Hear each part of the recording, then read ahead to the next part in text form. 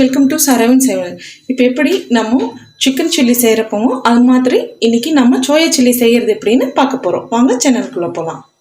சரவின் சமையலுக்கு சப்ஸ்கிரைப் பண்ணுங்க. இப்போ சோயா சில்லி செய்கிறதுக்கு தேவையான பொருட்கள் சோயா நான் ஒரு 1/4 கிலோ பெரிய சோயாவாக வாங்கி வச்சுருக்கேங்க. நான் நல்லா சுடு தண்ணியில் வேக வச்சு எடுத்து வச்சுருக்கேன். நீங்களும் அது போல் வேக வச்சு எடுத்து வச்சுக்கோங்க. அப்புறம் உப்பு, கார்ன்ஃப்ளவர் மாவு, வரமிளகாய் தூள், பட்டை, கிராம் நான் பொடி பண்ணி வச்சுருக்கேங்க. மிளகுத்தூள் கொஞ்சம், கடையில் வாங்கியிருக்க நம்ம சில்லி சிக்கன் பொடி அதை ஒரு 50 கிராமுங்க, இஞ்சி பூண்டு பேஸ்ட், கொஞ்சம் கலருக்கு கலர் பொடி, ரெட் கலர். பாருங்கள், சோயா ஒரு 1/4 கிலோவை நல்லா நான் சுடு தண்ணியில் போட்டு நல்லா சாஃப்டாக வேக வச்சு வச்சுருக்கேங்க. உப்பு நான் போடல. இப்போது இதை நம்ம எப்படி செய்கிறோன்னு காட்ட போகிறேன். இது கூட இஞ்சி பூண்டு பேஸ்ட்டை நம்ம அரைச்சி வச்சுருக்கோம். முதல்ல ஆட் பண்ணிக்கலாம். ஆட் பண்ணி நல்லா இந்த சோயாவோட மிக்ஸ் ஆகிற மாதிரி கலந்து விட்டுக்கோங்க.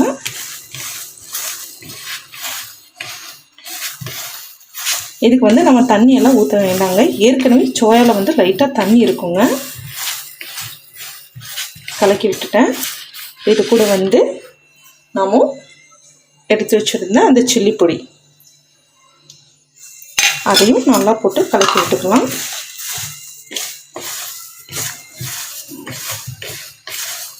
நல்லா கலந்துருச்சுங்க. இது கூட இப்போ உப்பு கொஞ்சம் சேர்த்துக்கலாம். உப்பு ஒரு 1/2 டீஸ்பூன் தாங்க போடுறேன். உப்பு அதிகமாக இருந்தால் கரிக்கும். அதனால் நான் ஒரு 1/2 டீஸ்பூன் போட்டு நல்லா கலந்து விட்டுக்கிறேங்க. நல்லா அழுத்தி பிசைஞ்சிங்கன்னா உங்களுக்கு அந்த சாறு தண்ணி இருக்குது சோயாவில், அது கூடயே இருக்கும் மசால் சோயாக்குள்ளே எல்லாம் போய் நல்லா பிடிச்சிக்குங்க. பாருங்கள், இப்போது நல்லா பிடிச்சிருக்கு. இது கூட இப்போ 1/2 டீஸ்பூன் நான் வரமிளகாய் தூள், அப்புறம் கொஞ்சமாக ஒரு 1/4 டீஸ்பூன் பெப்பர், பட்டை, கிராம் நம்ம அரைச்சி வச்சுருக்கிறது மணத்துக்கு வேண்டி ஒரு சும்மா ஒரு துளி நான் போட்டிருக்கேங்க. போட்டு நல்லா எல்லாத்தையும் பரட்டி விட்டுக்கோங்க.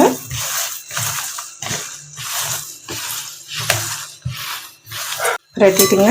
இப்போ கலருக்கு வேண்டி லைட்டாக நான் கலர் பொடி ஆட் பண்ணுறேன்.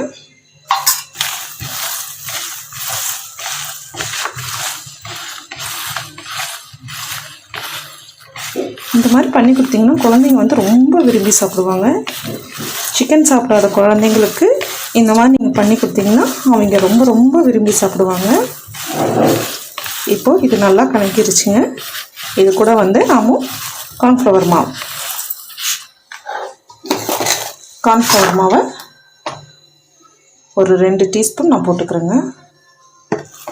போட்டு நல்லா கலக்கி விட்டுக்கோங்க. இதுக்கு தண்ணியே தேவையில்லைங்க. சோயாவிலே தண்ணி நல்லா நிறையா இருக்கும். அதுலேயே அப்படியே நல்லா பிழிஞ்சு நல்லா கலக்கி விட்டுக்கோங்க. நல்லா கலங்கிருச்சுங்க. இப்போ இது கூட கொஞ்சமாக நம்ம வெட்டி வச்சுருக்கேன் லெமனை லைட்டாக அப்படியே புழிஞ்சு விட்டுக்கலாம். புழிஞ்சு விட்டு அதையும் நல்லா பரட்டிக்கோங்க.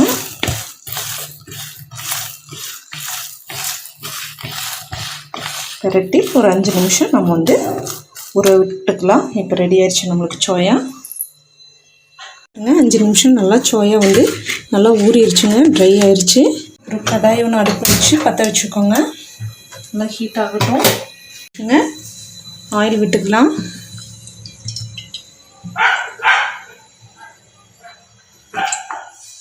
ஆயில் நல்லா காயிட்டுங்க. நல்லா காஞ்சிருச்சுங்க. இப்போ நம்ம பரட்டி வச்சுருக்கேன் சோயாவை அதில் போடலாம். பார்த்து மெதுவாக போடுங்க. கையிலே சூடு போட்டு போடு.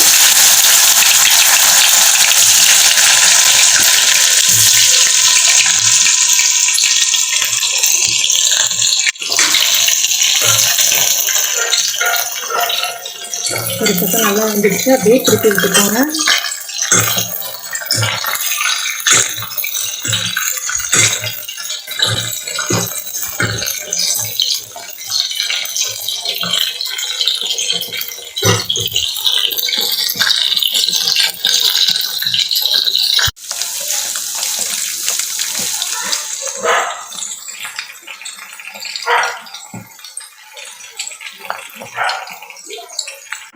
பாருங்கள், நல்லா ஃப்ரை ஆயிடுச்சு. இப்போ எடுத்துடலாம்.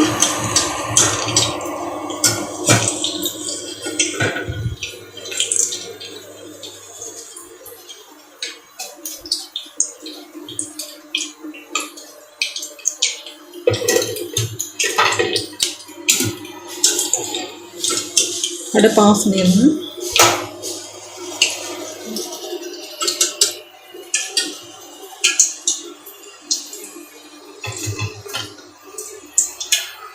பாருங்கள், இப்போ சுவையான டேஸ்டான சோயா சில்லி ரெடி. இது வீட்லேயே நீங்கள் ரெடி பண்ணலாம். சிக்கன் சில்லி சாப்பிடாதவங்க வந்து சோயாவை வந்து இந்த மாதிரி சிக்கன் சில்லி போல் நீங்கள் போட்டு கொடுக்கலாம். ரொம்ப டேஸ்ட்டாக இருக்கும், ரொம்ப சுவையாகவும் இருக்கும். நீங்களும் இது போல் வீட்டில் நீங்கள் செஞ்சு பாருங்கள். இதுக்கு மேலே நான் ஆனியன் வெட்டி போட்டிருக்கேன். லெமன் வேணால் புளிஞ்சும் நீங்கள் சர்வ் பண்ணலாம். சாராவின் சமையலுக்கு சப்ஸ்கிரைப் பண்ணுங்கள்.